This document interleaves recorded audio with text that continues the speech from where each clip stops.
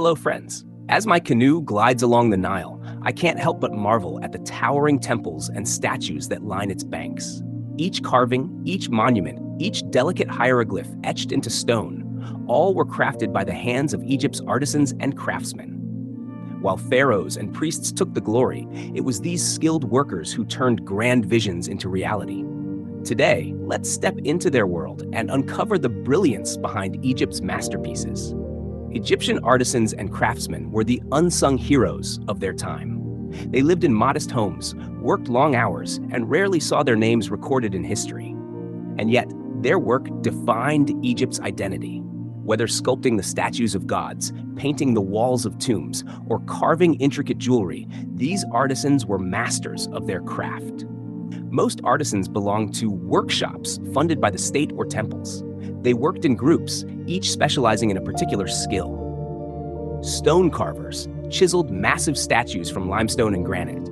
Painters and scribes decorated tomb walls with vivid scenes of daily life and the afterlife. Goldsmiths and jewelers crafted stunning amulets, necklaces, and crowns for the elite.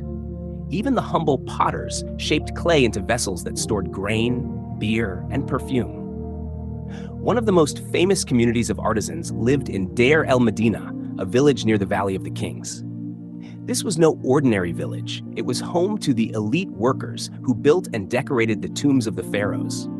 Their job was secretive and sacred, as they were entrusted with designing the very gateways to eternity. But life wasn't easy. They worked in extreme heat, carving deep into cliffs, painting intricate murals in dimly lit tombs, and following strict artistic guidelines set by tradition. Despite their hard work, artisans weren't at the top of society. They were respected but not powerful. Most were commoners, working under government orders. Their wages often came in the form of grain, beer, and other supplies. And while some artisans gained wealth, they remained far below the nobles and priests in status. Still, their work carried deep meaning. The statues they sculpted weren't just decorations. They were believed to house the spirits of gods and the deceased. The jewelry they crafted wasn't just for beauty. It held protective powers. Every painting in a tomb wasn't just art. It was a map to the afterlife, ensuring the dead found their way. As I float past the ruins of ancient workshops, I wonder about the hands that once shaped them, the artists who spent their lives perfecting their craft, the sculptors who never saw their names inscribed on the monuments they created, the potters whose simple works fed a kingdom. But where did these artisans stand in society? Who ruled over them, and who determined their fate? To truly understand the world of ancient Egypt, we must explore its social classes and governance, from the highest pharaoh to the humblest laborer.